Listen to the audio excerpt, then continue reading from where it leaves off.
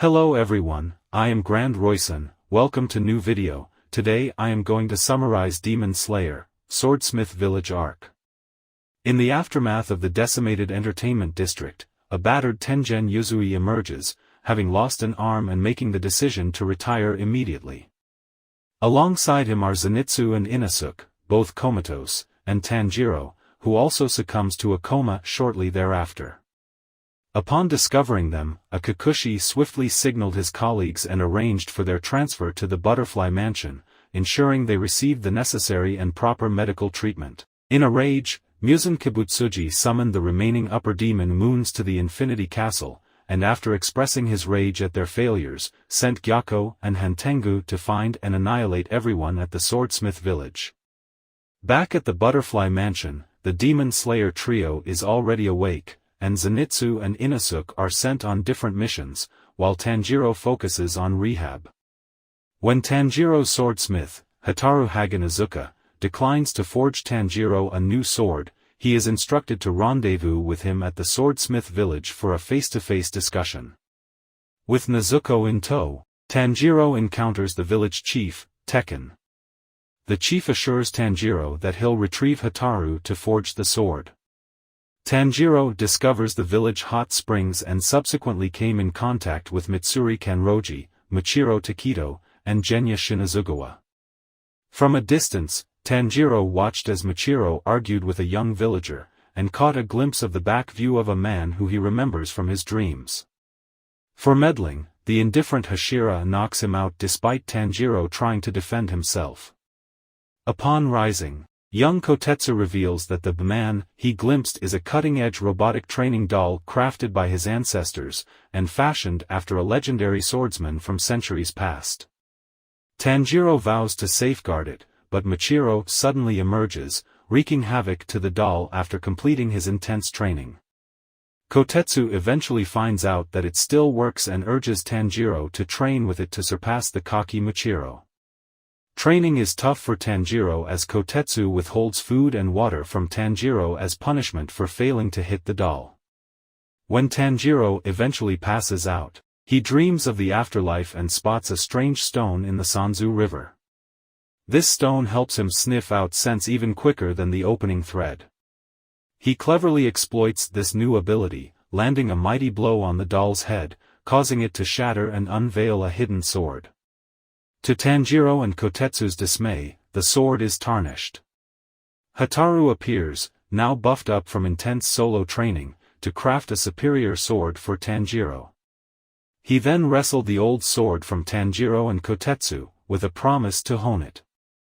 All the meanwhile, the two demon moons, Gyako and Hantengu, have sneaked into the Swordsmith village. Hantengu meets Nezuko, Tanjiro, and Michiro.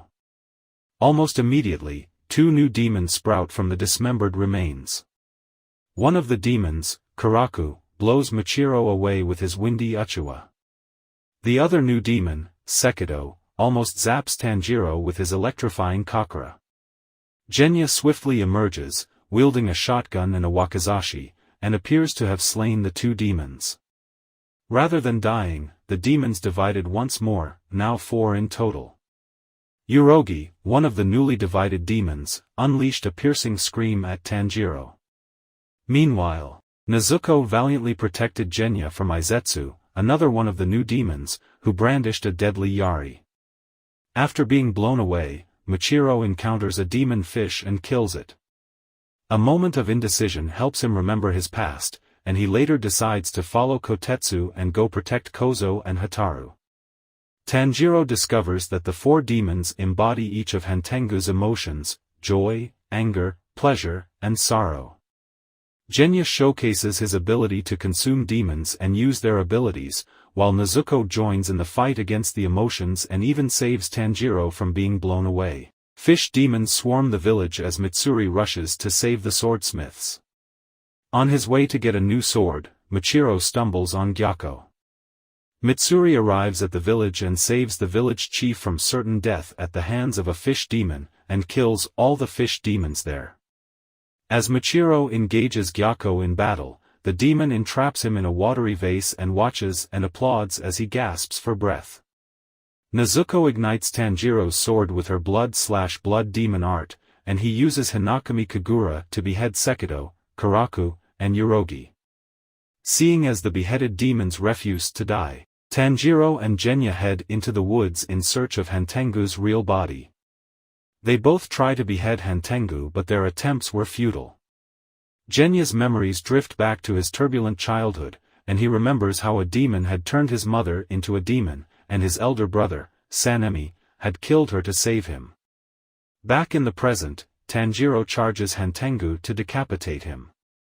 Tanjiro attempts but fails at beheading Hantengu, while Sekido absorbs all the other emotions, and was reborn as Zohakiden. He shielded the tiny Hantengu in a wooden orb and kept him someplace safe. At the same time, Gyako breaks down a shed and sees Kozo, and Hataru, intensely honing a sword and paying no attention to him.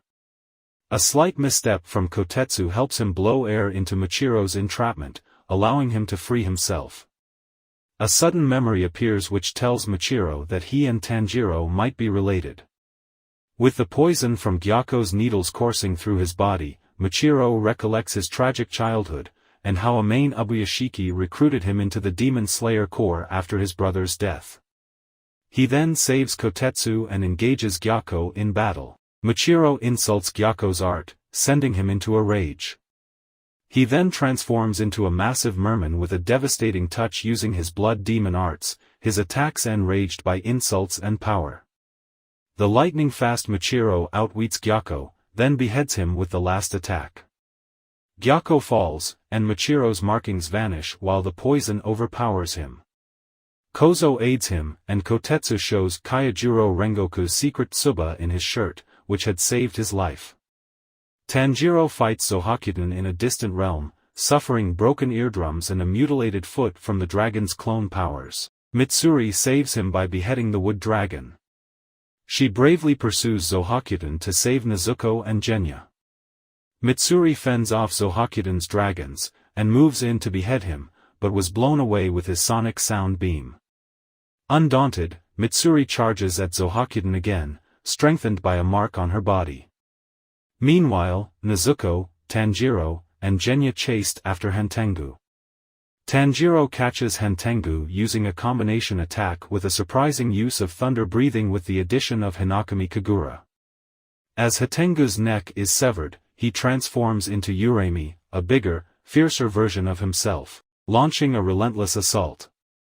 Genya and Nezuko pounce on Urami, but he takes a tumble off a cliff. Urami hunts for humans to feast upon, but Tanjiro swiftly ends his reign of terror with a lethal strike, wielding a powerful ancient sword gifted by Michiro. As dawn draws near, he rushes to shield Nezuko from the sun. While burning, she kicks him off and sends him flying in Urami's direction, so he could finish Hantengu off and save the villagers he was trying to kill. After finally finishing off Hantengu, Tanjiro mourns the loss of his sister. The villagers he saved gestured to him to stop crying, and as he turns around, Tanjiro realizes that Nezuko didn't burn, she is now resistant to the sun. Finding this out, Muzan shows his desire to find and consume Nezuko to become resistant to the sun too. Lady Tamayo also sends a letter to Tanjiro. As Tanjiro departs the village, the swordsmiths joyously honor him for his heroic deeds. If you like this video, please like, subscribe and share for more. Thanks you all, meet you in another video.